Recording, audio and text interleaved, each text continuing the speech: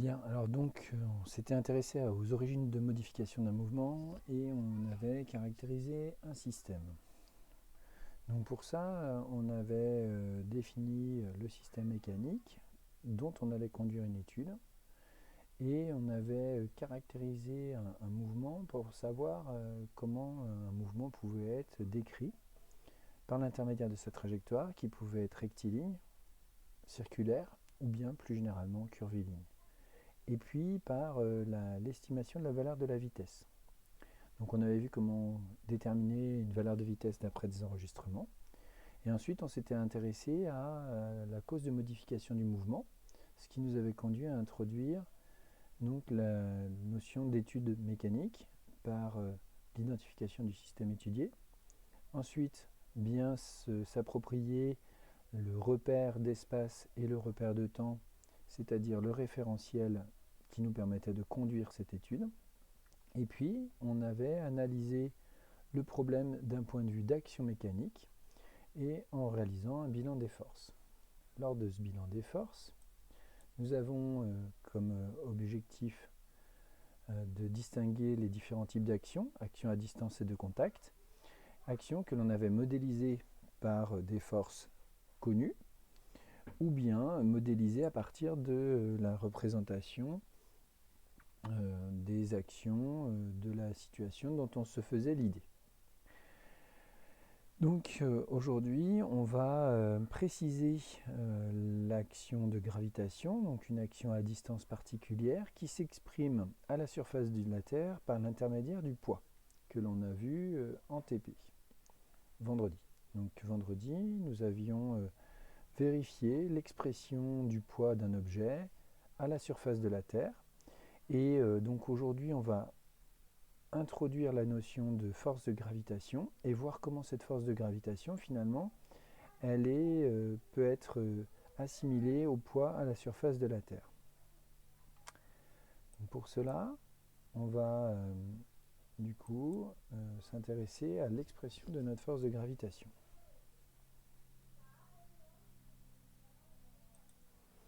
Alors, qu'est-ce que c'est la force de gravitation?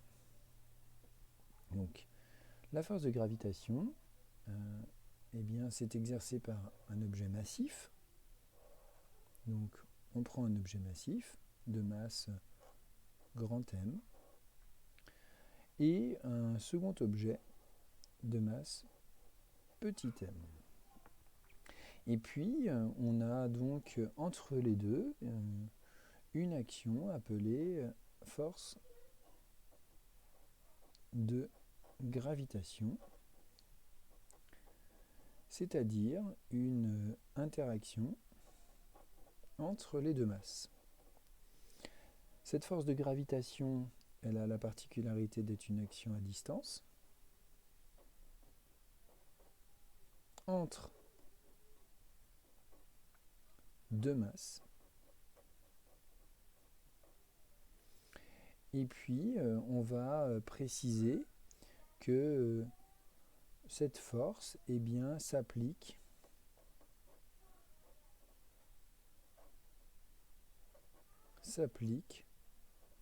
au centre d'inertie, au centre de masse, au centre de gravitation de l'objet.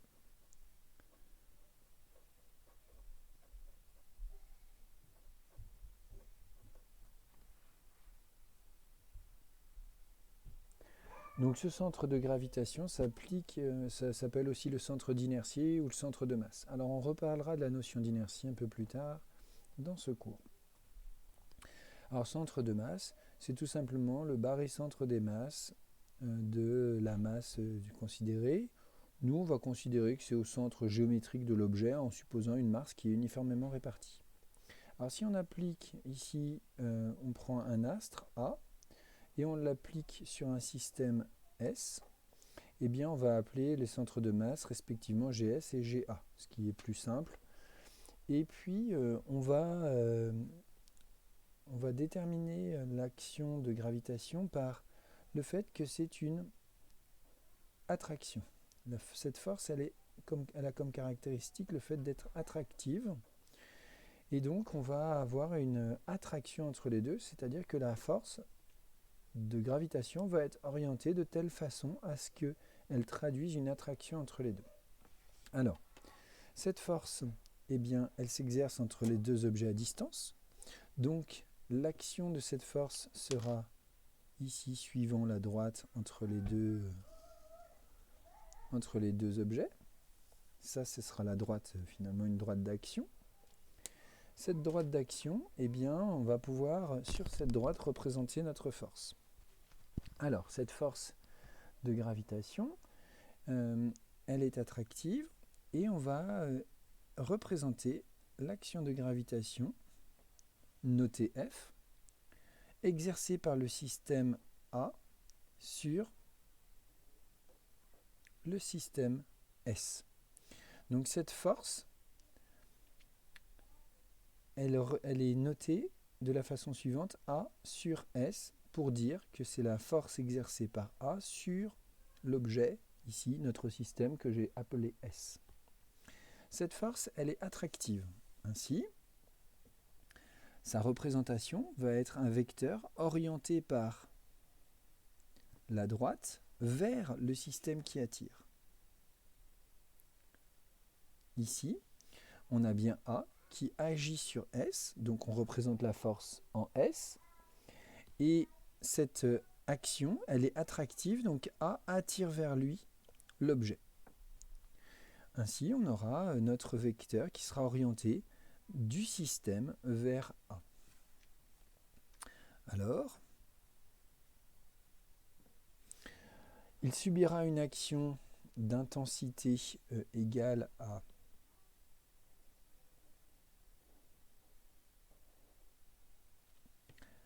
une constante, notée grand G, multipliée par la masse qui attire, multipliée par la masse qui est attirée, et divisée par la distance que l'on note R au carré entre les deux objets.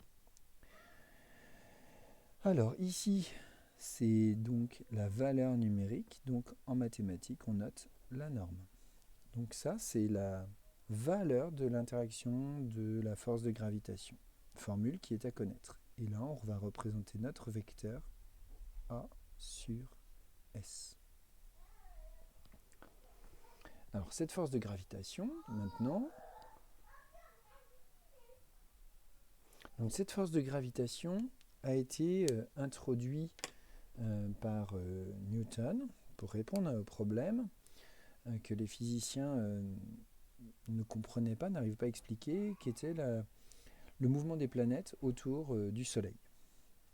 Et donc il a introduit la force de gravitation afin d'expliquer ce fait observé par les astronomes. Et grâce à cette introduction, il a pu démontrer les observations qui étaient faites sur les trajectoires des planètes. Alors, cette force de gravitation, eh bien, pour pouvoir la calculer, il va falloir faire attention à donner quelques valeurs. Donc, première valeur, ici, grand G. C'est ce qu'on appelle la constante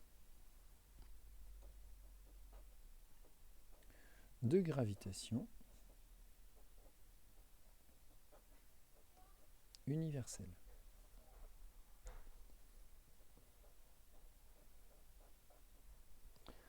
Cette constante de gravitation universelle, elle a pour valeur 672 10 puissance moins 11. Et on va retenir cet ordre de grandeur de 6,7 10 moins 11, tout simplement pour ne pas être effrayé par les puissances de 10 que l'on va côtoyer dans ce chapitre. Cette constante de gravitation universelle, on fait attention à sa calligraphie, puisqu'il va falloir distinguer le G du centre de gravité, le grand G de cette constante de gravitation, et puis aussi on a vu qu'il y avait une autre valeur qui est à ne pas confondre, c'est G, ce qu'on a appelé le champ de gravitation.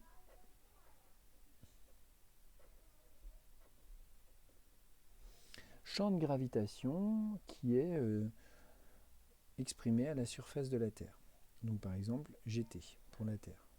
Par l'intermédiaire d'une formule que l'on connaît, qui est la formule du poids, que nous avions déterminée en TP, P égale à mgt. Et on peut en faire des mesures de ce champ de gravitation. Et donc la multiplicité de cette lettre G qui apparaît va nous conduire à faire très très attention à sa calligraphie, tout simplement pour ne pas perdre pied dans nos calculs ou dans notre démarche de travail ou d'investigation, et de savoir de quoi on parle à chaque fois. Alors, maintenant qu'on a cette formule, on a cette constante, et le fait qu'il y ait cette constante, eh bien, ça nous impose un certain nombre d'unités.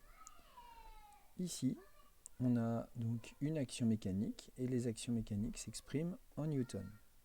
Donc là, on a le newton comme unité à utiliser dans cette formule. La constante de gravitation est en système d'unité internationale, ce qui veut dire qu'on en est obligé ici de mettre les unités du système international. Pour les masses, l'unité est le kilogramme. Et enfin, pour les distances, la distance, eh bien l'unité du système international est le mètre.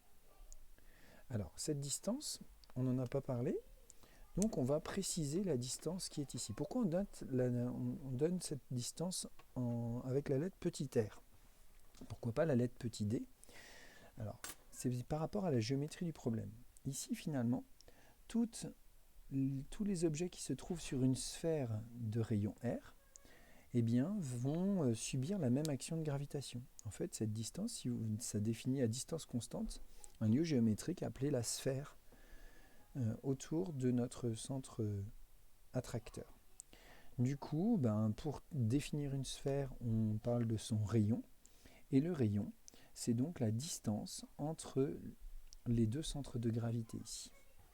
Donc là, le rayon, si on le reporte sur mon schéma, ça, c'est notre rayon calculé, utilisé dans le calcul de notre force de gravitation R. C'est-à-dire que R, finalement, R, c'est la distance entre les deux centres de gravitation, GA, GS, c'est une distance, pas de flèche, c'est juste la distance entre les deux. Alors, maintenant qu'on a ces informations-là, eh bien, on va pouvoir regarder plus précisément les caractéristiques de cette force de gravitation et le lien entre la force de gravitation et cette définition qu'on a utilisée dans notre bilan d'action, de dire que finalement, la surface de la Terre, la force de gravitation, c'est le poids. Alors, est-ce qu'il y a un lien entre les deux? Et puis après, il va falloir être capable d'utiliser parfaitement cette force pour essayer de calculer cette force dans les situations que l'on pourrait rencontrer.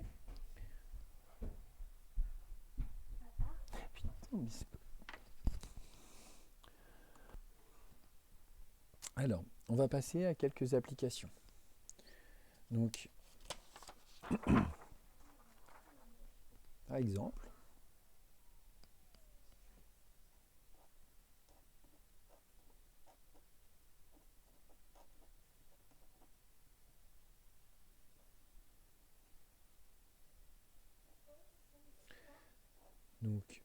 prenons la force de gravitation exercée par la Terre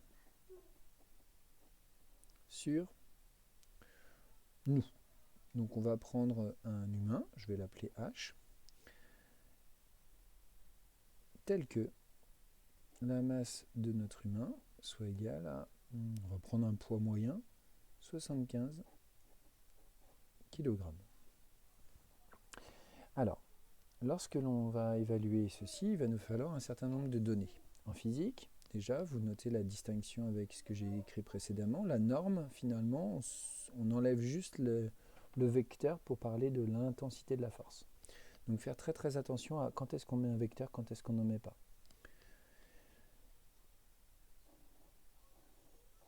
L'action de gravitation, eh bien, c'est la masse de la Terre multipliée par la masse de H.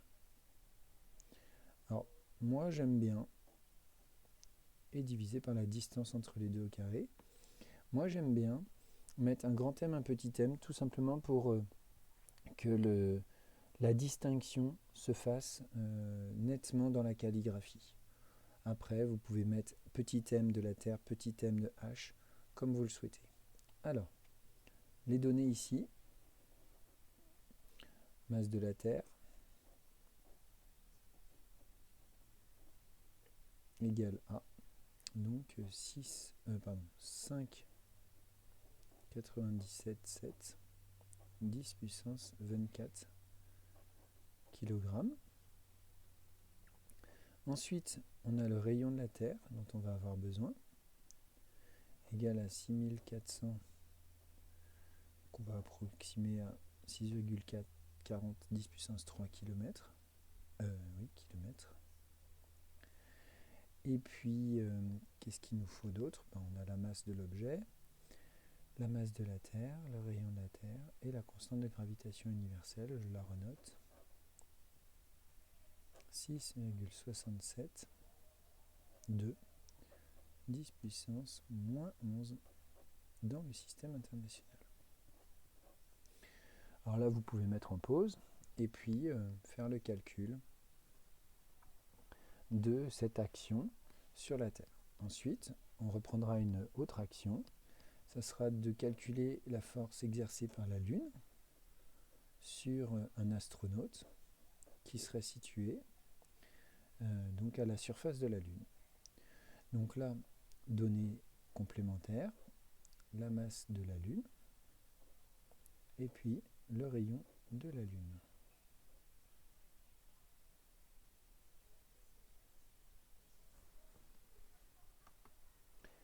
Alors donc, voici quelques données sur la Lune, 6,35 10 puissance 22 km et le rayon de la Lune est de 1,76 10 puissance 3 km. Donc calculer dans les deux cas la force de la Terre exercée sur notre humain, ici moyen, et puis ici calculer la force de la Lune exercée sur notre humain moyen. Puis après, eh bien, on va prendre un dernier exemple. Cet exemple, ça va être de calculer cette action de gravitation sur notre humain, mais s'il se trouve dans la Station spatiale internationale. Donc on va calculer la force de gravitation de la Terre sur un humain, placé donc dans la Station spatiale internationale, et les données du problème sont les suivantes. L'altitude moyenne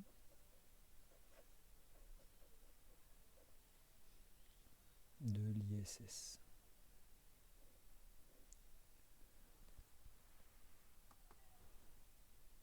Cette altitude est de 370 km. Donc on vous demande de calculer la force qu'exercerait la Terre placée sur cet humain à l'intérieur de la Station spatiale internationale.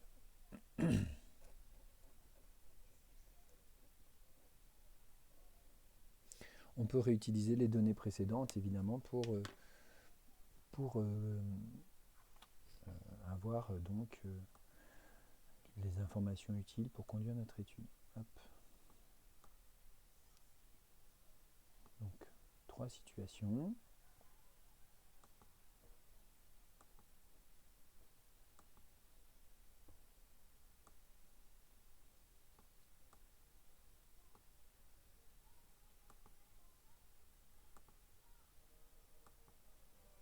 Trois calculs. Donc un humain de 75 kg placé à la surface de la Terre, placé à la surface de la Lune et placé à une altitude de 370 km. Donc il va falloir évaluer ces trois interactions.